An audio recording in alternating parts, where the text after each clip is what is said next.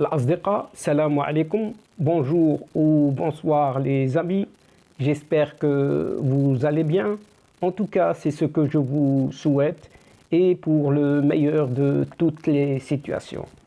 Bienvenue sur votre chaîne Bled Magharibia qui attend comme toujours vos encouragements en la partageant auprès de vos connaissances et surtout en vous y abonnant en grande masse, c'est-à-dire le plus nombreux possible pour y être informé des dernières nouvelles et ce en toute primeur bien entendu. Un tout grand merci de nous recevoir une nouvelle fois chez vous et parmi vous. Cette 153e vidéo vient vers vous pour vous proposer votre ce qui fait débat habituel, c'est-à-dire tout simplement le petit ce qui fait discussion entre nous à chacune de nos entrevues. Le CQFD de votre Bled Magharibia se penche aujourd'hui sur ces élections qui viennent juste de se dérouler au Maroc et dont le PJD, ce parti de la justice et du développement, se dirige vers un véritable camouflet pour les législatives de ce 8 septembre, perdant ainsi plusieurs de ses bastions, notamment dans les grandes villes tout de même. La direction de ce parti, oui, la direction de ce parti explique ces mauvais résultats par, entre guillemets, l'achat des voix. Oui, vous avez bien entendu, par le résultat, un résultat de l'achat des voix achetées par les autres partis. Et les trois places prévues normalement sur le podium semblent être une affaire qui se dispute entre le RNI, ce Rassemblement national des indépendants, le PAM, oui, le PAM, ce parti authenticité et modernité, et l'Istiqlal, parti de l'indépendance. La participation nationale, oui, à ce scrutin, à ces élections, a atteint un taux non négligeable tout de même, qui est de 50,18%. Enregistrant en plus plusieurs records pour les trois régions du Sahara marocain, tandis que il paraîtrait que des achats de votes sont pointés du doigt jusqu'au jour J du scrutin, et dont le ministère public doit ou devrait se dresser à l'encontre de tels agissements. Ainsi, les premiers résultats non officiels de ces législatives de ce 8 septembre ne sourient pas du tout aux islamistes, puisque ce parti, le PJD, a perdu des plumes, et en perdant des plumes, il a perdu certains de ses bastions. À l'exemple donc de cette circonscription de Tanger-Assila, avec 5 sièges. En jeu, la partie de la lampe donc de ce PJD est sortie bredouille, rien, avec un sérieux revers pour la formation qui avait glané 3 sièges en 2016. Et les grands bénéficiaires de ce recul du PJD sont le RNI, Rassemblement national des indépendants, l'UC, Union constitutionnelle, l'Istiqlal, Parti de l'indépendance, le PAM, le Parti d'authenticité et de la modernité, et l'USFP, l'Union socialiste des forces populaires.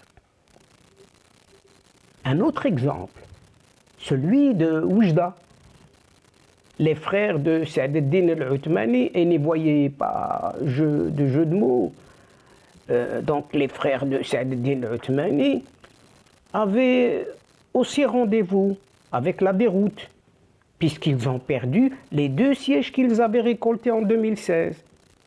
Et cette débâcle a profité au PAM, aux candidats du PAM, du RNI et de l'Istiqlal qui ont arraché un siège chacun à la Chambre des représentants.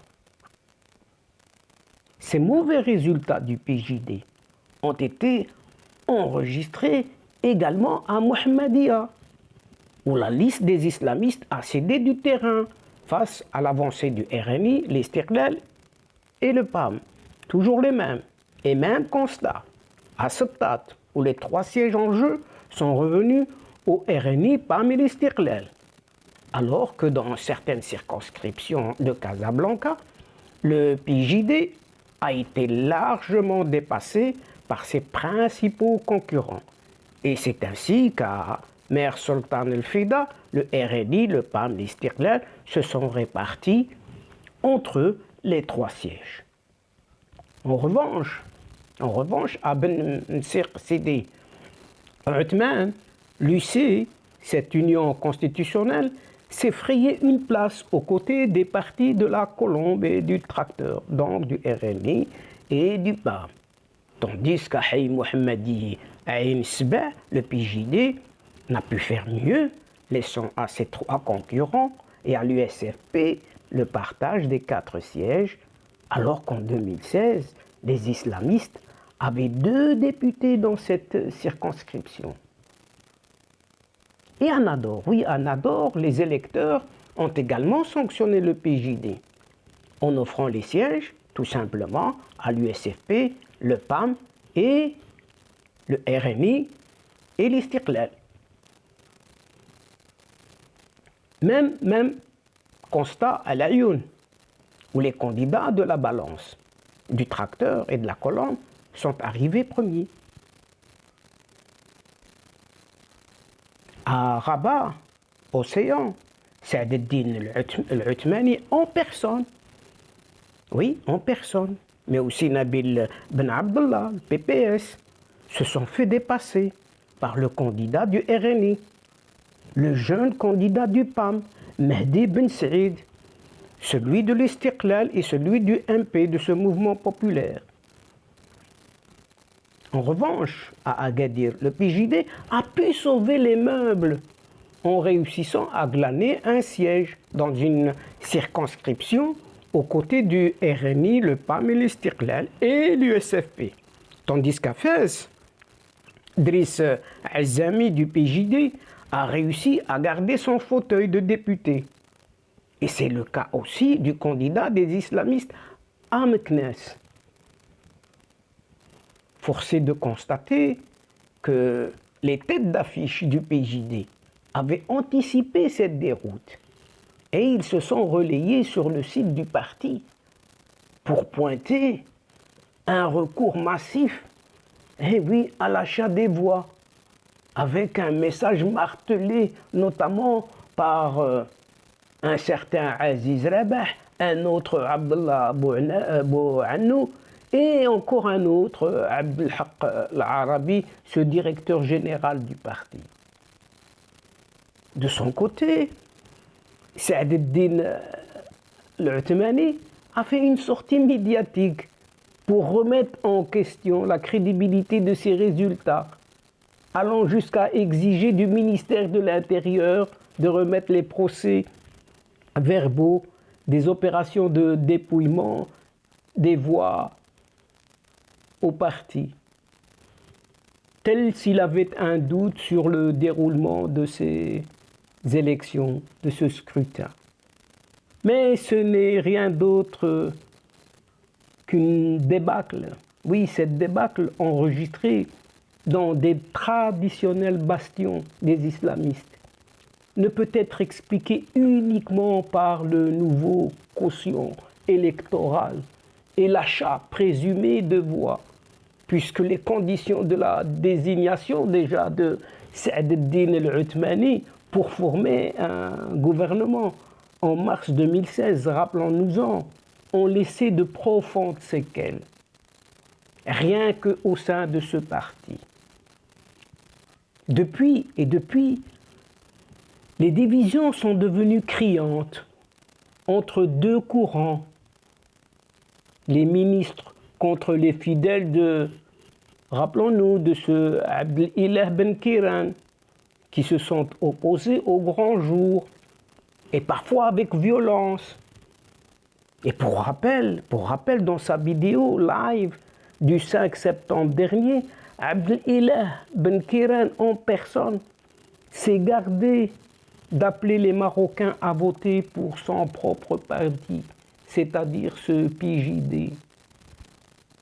La mobilisation de la base du PJD est un autre facteur à même d'expliquer cette défaite, comme par exemple à Tanger. Les islamistes ont perdu plus de 50 000 voix par rapport aux législatives de 2016. Les 5 années de mandat de Saad el-Din el-Othmani et sa politique gouvernementale auront sensiblement érodé la base électorale de ce PJD. Et quant au taux de participation, pourrons dire juste un petit mot. Quant au taux de participation à ces élections de ce 8 septembre, qui a atteint tout de même un taux non négligeable, 50,18, à peine un tout petit peu plus que la moyenne des électeurs ayant droit au vote, donc 50,18. Et c'est un taux qui a été enregistré à la fermeture des bureaux de vote à 19 h, ce qu'indique le ministère de l'Intérieur dans un communiqué. Et ce pourcentage est l'addition de 3 scrutins tout de même. La Chambre des représentants, les conseils des communes et d'arrondissement, ainsi que des conseils des régions. Et c'est une première au Maroc, oui, c'est une première opération au Maroc. Ça vient de se dérouler pour une première fois.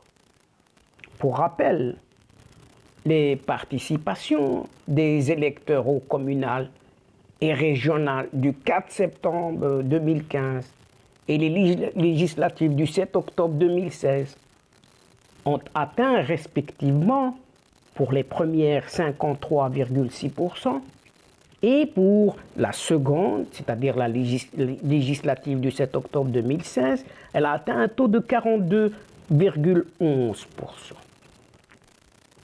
Le texte du ministère de l'Intérieur a noté qu'à l'exception de cas très isolés, l'opération de vote s'est déroulée dans l'ensemble des conditions normales, dans des conditions dites normales. Ce département de Abdelwafi Leftit, c'est-à-dire ministère de l'Intérieur, s'est félicité de la forte adhésion des électeurs de 3 régions du Sahara, avec 66,94% enregistrés dans la région de l'Ayoun, Saqiya al-Hamra, 63,67% à Guelmim, Oued el-Noum et 58,33 donc 58,3% à Dakhla Oued el-Dahab. Et il est lieu de signaler que par exemple à Smara, oui à Smara, écoutez bien, ce taux était de 85%. À Assazag, il était de 80% et 65,5% dans la ville de l'Ayoun même. Et puis, tout de même, remise en avant des semaines, quelques semaines avant les élections législatives communales et régionales de ce 8 septembre toujours, la question de la transparence, oui, la question de la transparence du scrutin vis-à-vis de l'utilisation de l'argent pour séduire les votants est revenue jusqu'à ce jour J, c'est-à-dire le 8 septembre 2021. Et des militants de l'Alliance, de la Fédération de gauche, cette AFG, et du Parti socialiste unifié, ce PSU, ont été arrêtés ce mercredi dernier après avoir dénoncé des tentatives de corruption des électeurs auxquels des achats de voix auraient été proposés. Et à la suite de leurs protestations sur les lieux et sur les réseaux sociaux par la publication de vidéos à l'extérieur des bureaux de vote, certains parmi eux ont été interpellés puis relâchés. À l'exemple de Casablanca, ce sont des militants du PSU qui ont été interpellés après avoir été traités brutalement lors de leurs protestations contre les propositions d'argent faites aux électeurs, et dans un communiqué, le bureau politique du parti a condamné fermement ces pratiques qui sont rejetées par toutes les normes et qui mettent à mal les conditions d'une concurrence honnête et loyale. Et la formation a indiqué se réserver le droit de prendre toutes les mesures légales pour faire face à cette situation et à ses conséquences, tout en appelant à la mobilisation contre cette approche qui détruit les règles de la démocratie. Par ailleurs, et devant l'école Ibn Zaydoun, un des bureaux de vote à Tiflet, le militant AFG, un certain Hassan Ibn Wazi, a protesté contre l'inaction de la police et des autorités locales, présents selon lui au moment des faits, qu'il reproche nommément à Abd Samad Arshan, candidat du mouvement démocratique et social, MDS. En 2015, déjà, et en sa qualité de secrétaire général du parti, ce Abd Samad Arshan et 6 autres personnes ont déjà été convoquées par la justice à Rabat pour des soupçons de fraude électorale. Et c'est ainsi, qu'il est demandé au ministère public de se dresser contre l'achat de ces pseudo-voix à travers un sitting en pleine élection pour dénoncer la corruption politique. Lors de ce scrutin de ce 8 septembre, ce Hassan Ibn Wazi a interpellé aussi Driss El-Ghali, tête de liste du Parti de l'environnement et du développement durable, qui aurait, selon lui, distribué de l'argent sur les lieux où une vidéo circule à ce sujet. Et il l'aurait distribué à bord d'une voiture dont l'immatriculation est parfaitement documentée via probablement cette vidéo. Le parti de la Gazelle et Arshan lui-même distribuent de l'argent au vu et au su de tous. Mais nous n'allons pas nous taire, a-t-il lancé dans la séquence enregistrée en direct, tout en précisant ne pas être en campagne.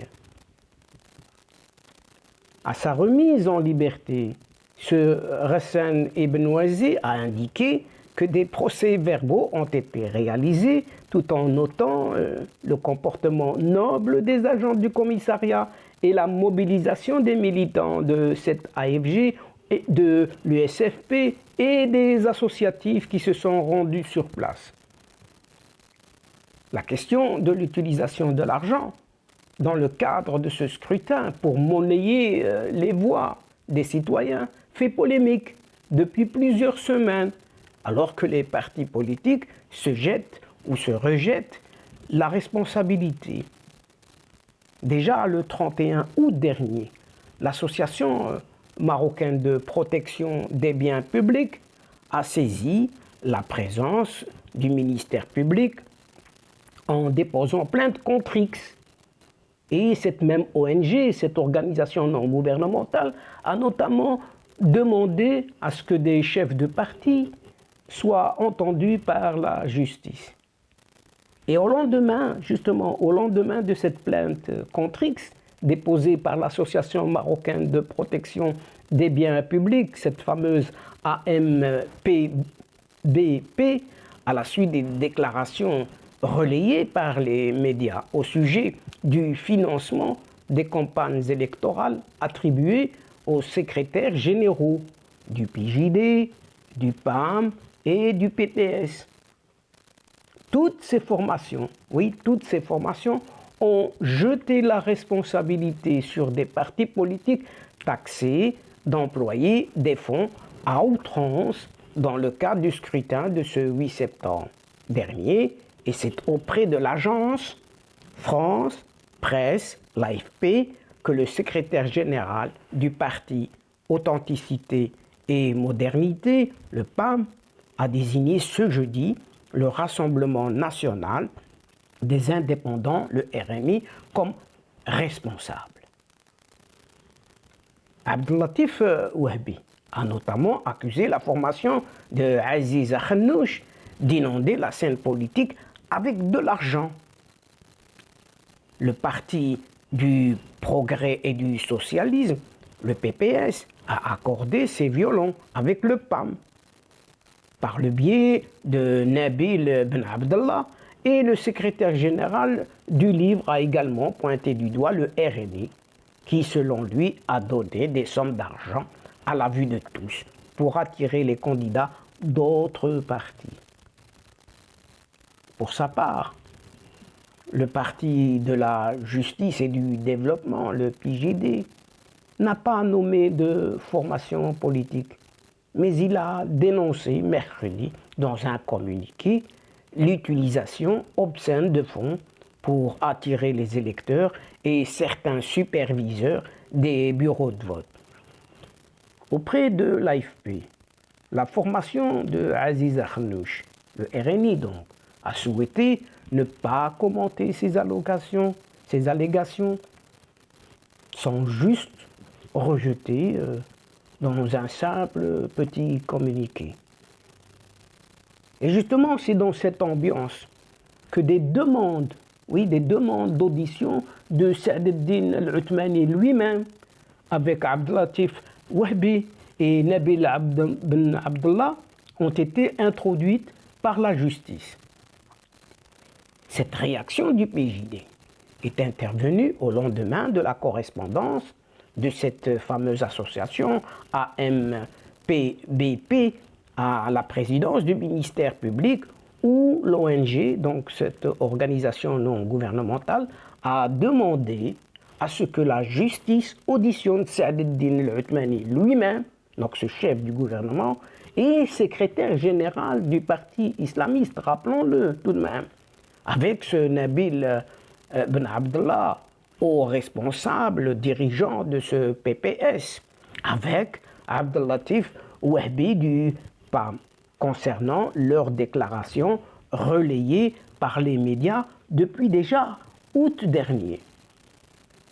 Et dans sa plainte, cette association a soulevé notamment des déclarations de Saad-Eddin Al-Othmani, selon qui le budget alloué aux campagnes électorales des différents candidats serait distribué à volonté, au point qu'il pleuvrait de l'argent. De telles déclarations portent tout de même préjudice, oui, portent préjudice à la transparence et à la crédibilité des élections, de même qu'aux valeurs constitutionnelles qui consacrent la probité et la concurrence digne, et surtout qu'elles viennent du chef du gouvernement lui-même, appelé en vertu de la Constitution lui-même à veiller à toutes les procédures et les conditions du bon déroulement du scrutin, selon cette même ONG. Et donc, chers amis et chers adeptes, c'est ici, à ce niveau, que prend fin la séquence d'aujourd'hui, en prenant congé de vous, mais néanmoins, nous espérons vous retrouver très bientôt avec un immense plaisir au travers de votre ce qui fait débat ou tout simplement ce qui fait notre discussion habituelle à chacune de nos rencontres. Un tout grand merci pour votre confiance, pour votre fidélité et votre patience, mais surtout pour votre participation, de nous suivre jusqu'au bout, d'écouter vos séquences vidéo, les séquences de votre chaîne Bled Magharibia, qui en a besoin, qui a besoin de vous, de votre aide, en vous y abonnant, très nombreux, et afin de faire abonner vos proches, vos connaissances, afin d'y être informés le plus rapidement possible avec les dernières nouvelles. Mais aussi, n'oubliez pas de partager au grand maximum autour de vous les séquences vidéo de votre chaîne. Pour ma part, il ne me reste plus qu'à vous dire au revoir les amis. Al-Asdiqa, salam alaikum wa rahmatullahi ta'ala wa barakatuh. À la prochaine fois et à bientôt. إلى اللقاء في حصة أخرى إن شاء الله. مع السلامة.